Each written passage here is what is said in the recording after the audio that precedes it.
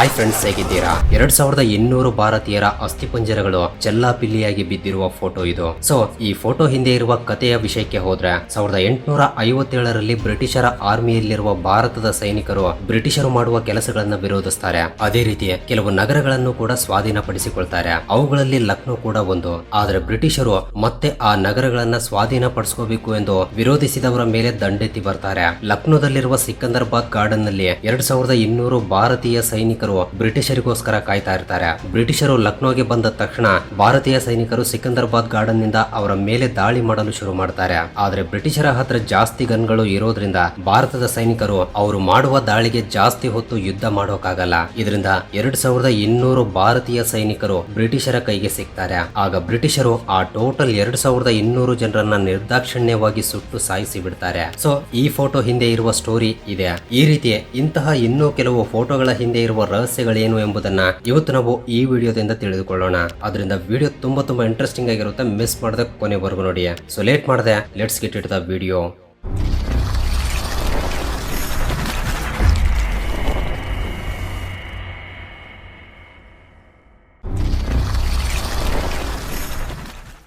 ಬಹಳಷ್ಟು ಜನ ಈ ಫೋಟೋವನ್ನ ಇಂಟರ್ನೆಟ್ ನಲ್ಲಿ ನೋಡಿರ್ತೀರಿ. ಕೆಲವು ಜನರು ಇದೊಂದು ಫೇಕ್ ಫೋಟೋ ಅಂತ ಹೇಳ್ತಾ ಇರ್ತಾರೆ. ಇನ್ನು ಕೆಲವು ಜನ ಇದೊಂದು ರಿಯಲ್ ಫೋಟೋ ಅಂತ ಹೇಳ್ತಾ ಇರ್ತಾರೆ. ಹಾಗಾದ್ರೆ ಇದರ ಹಿಂದೆ ಇರುವ ನಿಜವಾದ ಸ್ಟೋರಿ ಏನು ಎಂಬುದನ್ನ ತಿಳಿದುಕೊಳ್ಳೋಣ ಬನ್ನಿ. ಭಾರತ ದೇಶದ ಮೊಟ್ಟ ಮೊದಲ ಪ್ರಧಾನಮಂತ್ರಿ ನೆಹರೂರವರು, ನಂತರ ತಮ್ಮ ಮಗಳಾದ ಇಂದಿರಾ ಗಾಂಧಿ ಅವರು, ಅದಾದ ನಂತರ ಅವರ ಮೊಮ್ಮಗನಾದ ರಾಜೀವ್ ಗಾಂಧಿ ಅವರು ಕೂಡ ಪ್ರಧಾನಮಂತ್ರಿ ಆಗ್ತಾರೆ. ಹೋಮೈ ವ್ಯಾರವಲ್ಲ ಎಂಬ ಫೋಟೋ ಜರ್ನಲಿಸ್ಟ್ ಈ ಫೋಟೋವನ್ನ ತೆಗೆದಿದ್ದಾಳೆ. ಆಕೆ ತೆಗೆದಿರುವ ಕೆಲವು ಫೇಮಸ್ ಫೋಟೋಗಳಲ್ಲಿ ಇದು ಕೂಡ ಒಂದು. ಈ ಫೋಟೋದಲ್ಲಿ ನೆಹರು ಸಿಗರೇಟ್ ಅನ್ನ ತನ್ನ ಬಾಯಲ್ಲಿ ಇಟ್ಟುಕೊಂಡು ತನ್ನ ಎದುರಿಗಿರುವ ಬ್ರಿಟಿಷ್ ಡೆಪ್ಯೂಟಿ ಕಮಿಷನರ್ ಹೆಂಡತಿಯಾಗಿರುವ ಸೈಮನ್ಗೆ ಕೂಡ ಸಿಗರೇಟ್ ಅನ್ನ ಹಚ್ತಾ ಇದ್ದಾರೆ. ಇವರಿಬ್ಬರು ಸೇರಿ ಉತ್ತರಾಖಂಡಕ್ಕೆ ಒಂದು ಜೆಟ್ ವಿಮಾನದಲ್ಲಿ ಹೋಗ್ತಾ ಇರುವಾಗ ತೆಗೆದಿರುವ ಫೋಟೋ ಇದು. ನೆಹರೂರವರು ಪ್ರತಿದಿನ 2 ರಿಂದ 3 ಸಿಗರೇಟ್ ಗಳನ್ನ ಸೇರ್ತಾ ಇದ್ರು. ಕೆಲವು ಜನರು ಇವರನ್ನ ಚೈನ್ ಸ್ಮೋಕರ್ ಎಂದು ಕೂಡ ಹೇಳ್ತಾ ಇರ್ತಾರೆ. ಸೊ ಈ ಫೋಟೋ ರಿಯಲ್, ಫೇಕ್ ಅಲ್ಲ. ನೆಹರೂರವರ ಮೇಲೆ ಕೆಲವು ಜನರಿಗೆ ಪಾಸಿಟಿವ್ ಇಂಪ್ರೆಷನ್ ಇರುತ್ತೆ, ಇನ್ನು ಕೆಲವು ಜನರಿಗೆ ನೆಗೆಟಿವ್ ಇಂಪ್ರೆಷನ್ ಇರುತ್ತೆ. ನೆಹರೂರವರ ಪಾಲಿಸಿಗಳ ಕಾರಣದಿಂದ 1950ರಿಂದ 1965ರ ಮಧ್ಯಕಾಲದಲ್ಲಿ ಭಾರತದ ಇಂಡಸ್ಟ್ರಿಯಲ್ ಔಟ್ಪುಟ್ 7% ಹೆಚ್ಚಾಗುತ್ತೆ.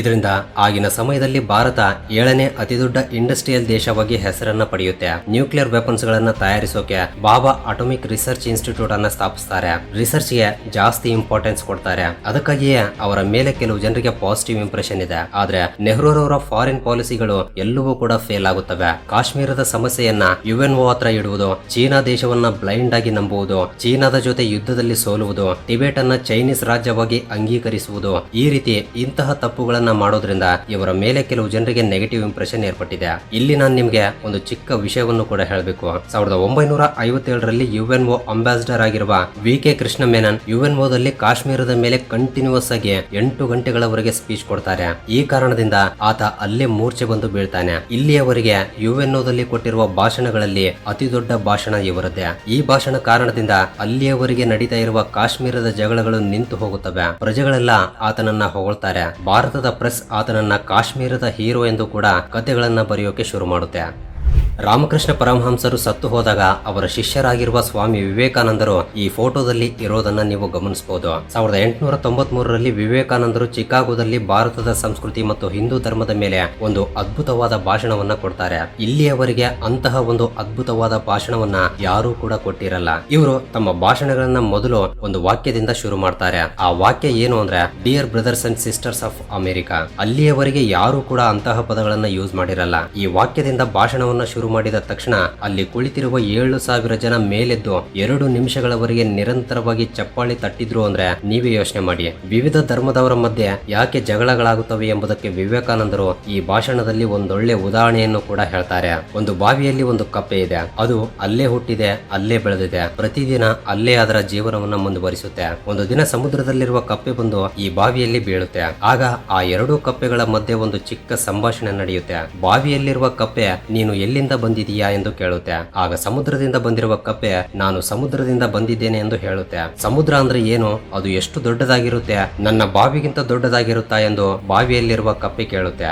ಏನ್ ಮಾತಾಡ್ತಾ ಇದೀಯಾ, ಇಷ್ಟು ಚಿಕ್ಕ ಬಾವಿಯ ಜೊತೆ ನನ್ನ ಸಮುದ್ರವನ್ನ ಹೋಲಿಸುವುದು ಅಸಾಧ್ಯ ಎಂದು ಸಮುದ್ರದಿಂದ ಬಂದಿರುವ ಕಪ್ಪೆ ಹೇಳುತ್ತೆ. ಆಗ ಬಾವಿಯಲ್ಲಿರುವ ಕಪ್ಪೆ, ಅಷ್ಟು ಸೀನ್ ಇಲ್ಲ, ನನ್ನ ಬಾವಿಗಿಂತ ದೊಡ್ಡದು ಯಾವುದೂ ಇರಲ್ಲ, ನೀನು ಹೇಳೋದೆಲ್ಲ ಸುಳ್ಳು, ನಿನ್ನಂತವರನ್ನ ನಾನು ನಂಬಲ್ಲ ಎಂದು ಹೇಳಿ ಆ ಕಪ್ಪೆಯನ್ನ ಬಾವಿಯಿಂದ ಹೊರಗಡೆ ತಳ್ಳಿಬಿಡುತ್ತೆ. ಸೊ ನಮ್ಮ ಜೀವನದಲ್ಲೂ ಕೂಡ ಇದೇ ರೀತಿ ನಡೆಯುತ್ತೆ. ನಾನೊಬ್ಬ ಹಿಂದೂ, ನಾನು ಒಂದು ಚಿಕ್ಕ ಬಾವಿಯಲ್ಲಿ ಕುಳಿತುಕೊಂಡು ಇದಕ್ಕಿಂತ ಮತ್ತೊಂದು ಪ್ರಪಂಚವಿಲ್ಲ ಎಂಬುವ ಹಾಗೆ ಜೀವಿಸ್ತಾ ಇದ್ದೀವಿ. ಅದೇ ರೀತಿ ಕ್ರಿಶ್ಚಿಯನ್ನರು ಕೂಡ ಅವರದ್ದೇ ಅತಿ ದೊಡ್ಡ ಪ್ರಪಂಚ ಅಂತ ಅಂದುಕೊಳ್ತಾರೆ. ಮುಸ್ಲಿಮರು ಕೂಡ ಅಷ್ಟೇ. ಆದ್ರಿಂದ ನಮಗೆ ಗೊತ್ತಿರೋದಷ್ಟೇ ಪ್ರಪಂಚವಲ್ಲ. ನಾವು ಒಬ್ಬರಿಂದ ಇನ್ನೊಬ್ರು ಹೊಸ ವಿಷಯಗಳನ್ನ ಕಲಿತುಕೊಳ್ಳಬೇಕೇ ಹೊರತು ಪಕ್ಕದವರನ್ನ, ಬೇರೆ ಧರ್ಮದವರನ್ನ ತಪ್ಪು ಅಂತ ಹೇಳಬಾರದು ಎಂದು ತಮ್ಮ ಭಾಷಣದಲ್ಲಿ ವಿವೇಕಾನಂದರು ಹೇಳಿದ್ದಾರೆ. ಈ ಭಾಷಣದ ನಂತರ ವಿವೇಕಾನಂದರು ಅಮೆರಿಕದಲ್ಲಿ ಒಬ್ಬ ದೊಡ್ಡ ಹೀರೋ ಆಗಿ ಬಿಡ್ತಾರೆ. ಟೋಟಲ್ ಪ್ರಪಂಚವೇ ಇವರ ಭಾಷಣಕ್ಕೆ ಫಿದಾ ಆಗಿ ಬಿಡುತ್ತೆ. ವಿವೇಕಾನಂದರು ಜಪಾನ್ ನಿಂದ ಚಿಕಾಗೋಗೆ ಹೋಗ್ತಾ ಇರುವಾಗ ಅದೇ ಹಡಗಿನಲ್ಲಿ JR-D ಟಾಟಾರ್ ಅವರು ಕೂಡ ಇದ್ರು. ಇವರಿಬ್ಬರು ಭೇಟಿಯಾಗಿದ್ದು ಅದೇ ಮೊದಲ ಬಾರಿ.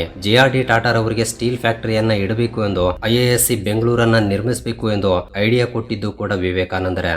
ಫ್ರೆಂಡ್ಸ್, ಮುಂದಿನ ವಿಷಯಕ್ಕೆ ಹೋಗೋಕ್ಕೂ ಮುಂಚೆ ಒಂದು ವೇಳೆ ನೀವು ಈ ವಿಡಿಯೋನ ಫುಲ್ ಸ್ಕ್ರೀನ್ ಅಲ್ಲಿ ನೋಡ್ತಾ ಇದ್ರೆ ನಿಮ್ಮ ಮೊಬೈಲ್ ಅನ್ನು ಸ್ವಲ್ಪ ಟಿಲ್ಟ್ ಮಾಡಿ ಕೆಳಗಡೆ ಕಾಣ್ತಾ ಇರುವ ಲೈಕ್ ಬಟನ್ ಕಲರ್ ಚೇಂಜ್ ಮಾಡಿಬಿಡಿ. ಅಂಡ್ ಸಬ್ಸ್ಕ್ರೈಬ್ ಮಾಡಿಕೊಂಡಿರುವ Vismayavani family members, love you so much. And first time ಯಾರಾದರೂ ನಮ್ಮ ಚಾನಲ್ ಅನ್ನ ಈಗ ನೋಡ್ತಾ ಇದ್ರೆ ಕೆಳಗಡೆ ಕಾಣ್ತಾ ಇರುವ ರೆಡ್ ಕಲರ್ ಸಬ್ಸ್ಕ್ರೈಬ್ ಬಟನ್ ಮೇಲೆ ಕ್ಲಿಕ್ ಮಾಡಿ ಸಬ್ಸ್ಕ್ರೈಬ್ ಮಾಡಿಕೊಂಡು ಪಕ್ಕದಲ್ಲಿರುವ ಬೆಲ್ ಐಕನ್ ಅನ್ನ ಆಕ್ಟಿವೇಟ್ ಮಾಡ್ಕೊಳ್ಳಿ. ಅಂಡ್ ಬೆಲ್ ಐಕನ್ ಆನ್ ಮಾಡ್ಕೊಳ್ಳೋದು ತುಂಬಾ ಇಂಪಾರ್ಟೆಂಟ್, ಮರಿಬೇಡಿ.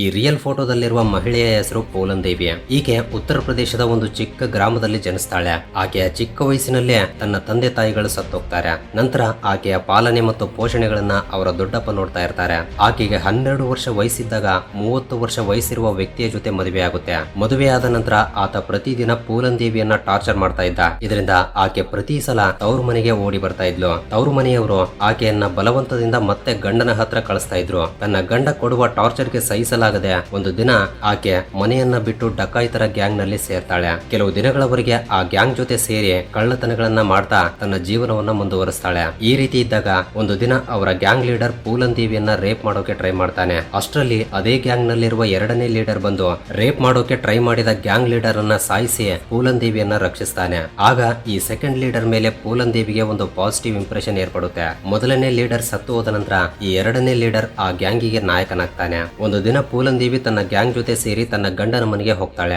ಆತನನ್ನ ಮನೆಯಿಂದ ಹೊರಗಡೆ ಬರಬರನೆ ಎಳೆದುಕೊಂಡು ಬಂದು ಕತ್ತಿಯಿಂದ ಸಾಯಿಸಿ ಬಿಡ್ತಾಳೆ. ನಂತರ ಆ ಜಾಗದಲ್ಲಿ ಒಂದು ಎಚ್ಚರಿಕೆಯ ಪತ್ರವನ್ನು ಕೂಡ ಬರೆದಿಡ್ತಾಳೆ. ಅದೇನಂದ್ರೆ, ಯಾರೇ ಆಗ್ಲಿ ಚಿಕ್ಕ ಮಕ್ಕಳನ್ನ ಮದುವೆ ಮಾಡಿಕೊಂಡ್ರೆ ಅವರಿಗೂ ಕೂಡ ಇದೇ ಗತಿ ಹಿಡಿಯುತ್ತೆ ಎಂದು ಅದರ ಮೇಲೆ ಬರೆದಿರ್ತಾಳೆ. ಪೂಲನ್ ದೇವಿಯ ಗ್ಯಾಂಗ್ ಮೇಲ್ಜಾತಿಯವರ ಮೇಲೆ ದಾಳಿ ಮಾಡುವುದು, ಶ್ರೀಮಂತರನ್ನ ಕಿಡ್ನಾಪ್ ಮಾಡಿ ಅವರ ಹತ್ರ ದುಡ್ಡು ವಸೂಲಿ ಮಾಡುವುದು, ಹೈವೇಗಳ ಮೇಲೆ ಹೋಗುವ ಕಾರುಗಳನ್ನ ನಿಲ್ಲಿಸಿ ಅವರ ಹತ್ರ ದುಡ್ಡನ್ನ ಕಳ್ಳತನ ಮಾಡುವಂತಹ ಕೆಲಸಗಳನ್ನ ಮಾಡ್ತಾ ಇದ್ಲು. ಈ ರೀತಿ ಇದ್ದಾಗ ಪೂಲನ್ ದೇವಿಯ ಕಾರಣದಿಂದ ಮೊದಲ ನಾಯಕ ಸತ್ತೋಗಿರೋದ್ರಿಂದ ಅದೇ ಗ್ಯಾಂಗ್ ನಲ್ಲಿರುವ ಇಬ್ಬರು ವ್ಯಕ್ತಿಗಳು ಆಕೆಯ ಮೇಲೆ ರಿವೆಂಜ್ ತೀರಿಸ್ಕೋಬೇಕು ಅಂತ ಕಾಯ್ತಾ ಇರ್ತಾರೆ. ಇದರಿಂದ ಅವರು ಒಂದು ಪ್ಲಾನ್ ಅನ್ನ ಹಾಕ್ತಾರೆ. ಒಂದು ದಿನ ಕೋಪದಿಂದ ಈ ಇಬ್ಬರು ವ್ಯಕ್ತಿಗಳು ಹೊಸ ಗ್ಯಾಂಗ್ ಲೀಡರ್ ಅನ್ನ ಸಾಯಿಸಿ ಪೂಲನ್ ದೇವಿಯನ್ನ ಮಾನಭಂಗ ಮಾಡ್ತಾರೆ. ಕೆಲವು ದಿನಗಳವರೆಗೆ ಆಕೆಯನ್ನ ಅವರ ಹತ್ರ ಬಂಧಿಸಿಕೊಂಡು ಮತ್ತೆ ಆಕೆಯನ್ನ ಅನುಭವಿಸ್ತಾರೆ. ಆದ್ರೆ ಪೂಲನ್ ದೇವಿ ತುಂಬಾ ಕಷ್ಟಪಟ್ಟು ಅವರಿಂದ ತಪ್ಪಿಸಿಕೊಂಡು ಹೊರಗಡೆ ಬಂದು ಮತ್ತೆ ಬೇರೆ ಗ್ಯಾಂಗ್ ನಲ್ಲಿ ಸೇರ್ತಾಳೆ. ತನ್ನನ್ನ ರೇಪ್ ಮಾಡಿದವರ ಮೇಲೆ ರಿವೆಂಜ್ ತೀರಿಸ್ಕೋಬೇಕು ಅಂತ ಅಂದುಕೊಳ್ತಾಳೆ. ಒಂದು ದಿನ ಸಾಯಂಕಾಲ ತನ್ನ ಮೇಲೆ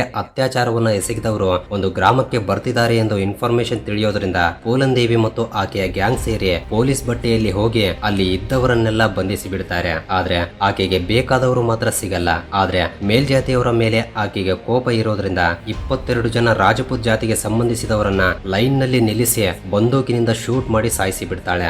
ಆಗಲೇ ಆಕೆಯ ಬಗ್ಗೆ ಎಲ್ರಿಗೂ ಗೊತ್ತಾಗುತ್ತೆ. ಇಂಟರ್ನ್ಯಾಷನಲ್ ಮೀಡಿಯಾದಲ್ಲಿ ಆಕೆಯ ಬಗ್ಗೆ ಪ್ರಚಾರವಾಗುತ್ತೆ. ಶ್ರೀಮಂತರ ಹತ್ರ ಕಳ್ಳತನ ಮಾಡಿ ಆ ದುಡ್ಡನ್ನ ಬಡವರಿಗೆ ಹಂಚೋದ್ರಿಂದ, ಹೆಂಗಸರ ಜೊತೆ ಅಸಭ್ಯಕರವಾಗಿ ಪ್ರವರ್ತಿಸಿದವರನ್ನ ಸಾಯಿಸೋದ್ರಿಂದ ಮೀಡಿಯಾ ಆಕೆಯನ್ನ ಹೈಲೈಟ್ ಮಾಡ್ತಾ ಕಥೆಗಳನ್ನ ಬರೀತಾ ಇತ್ತು. ಆದ್ರೆ ಉತ್ತರ ಪ್ರದೇಶದ ಗವರ್ಮೆಂಟ್ ಮಾತ್ರ ಆಕೆಯನ್ನ ಹೇಗಾದ್ರೂ ಮಾಡಿ ಹಿಡ್ಕೊಂಡು ಜೈಲಿನಲ್ಲಿ ಹಾಕ್ಬೇಕು ಎಂದು ಟ್ರೈ ಮಾಡುತ್ತೆ.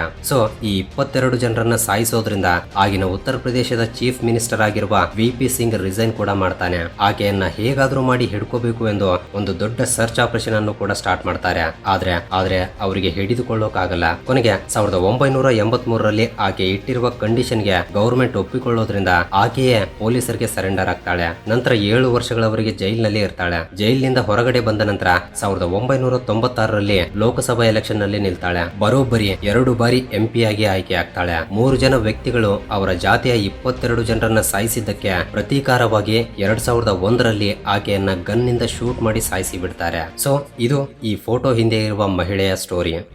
ಈ ಫೋಟೋದಲ್ಲಿರುವ ಮಹಿಳೆಯ ಹೆಸರು ಸರಳಾ ತಾಕ್ರಾಲ್. ಈಕೆ ಭಾರತ ದೇಶದ ಮೊಟ್ಟ ಮೊದಲ ಮಹಿಳಾ ಪೈಲಟ್. ಇವರು ಪೈಲಟ್ ಆದಾಗ ಈಕೆಯ ವಯಸ್ಸು ಕೇವಲ 21 ವರ್ಷ ಮಾತ್ರವೇ. ಈಕೆಗೆ 16 ವರ್ಷ ವಯಸ್ಸಿದ್ದಾಗ ಶರ್ಮಾ ಎಂಬ ವ್ಯಕ್ತಿಯ ಜೊತೆ ಮದುವೆ ಆಗುತ್ತೆ. ಆತ ಕೂಡ ಒಬ್ಬ ಪೈಲಟ್. ಅಷ್ಟೇ ಅಲ್ಲದೆ ಆತನ ಕುಟುಂಬದಲ್ಲಿ ಇನ್ನೂ 9 ಜನ ಪೈಲಟ್ ಗಳು ಇರ್ತಾರೆ. ಅದಕ್ಕಾಗಿಯೇ ಈಕೆಯನ್ನು ಕೂಡ ಪೈಲಟ್ ಆಗು ಎಂದು ಎಂಕರೇಜ್ ಮಾಡ್ತಾರೆ. ಸೊ 1936ರಲ್ಲಿ ಇವರು ಭಾರತದ ಮೊಟ್ಟ ಮೊದಲ ಮಹಿಳಾ ಪೈಲಟ್ ಆಗಿ ಲೈಸೆನ್ಸ್ ಅನ್ನ ಪಡಿತಾರೆ. ಪುರುಷರಲ್ಲಿ ಮೊಟ್ಟ ಮೊದಲ ಬಾರಿಗೆ ಲೈಸೆನ್ಸ್ ಪಡೆದಿರುವುದು JRD ಟಾಟಾರ್ ಅವರು.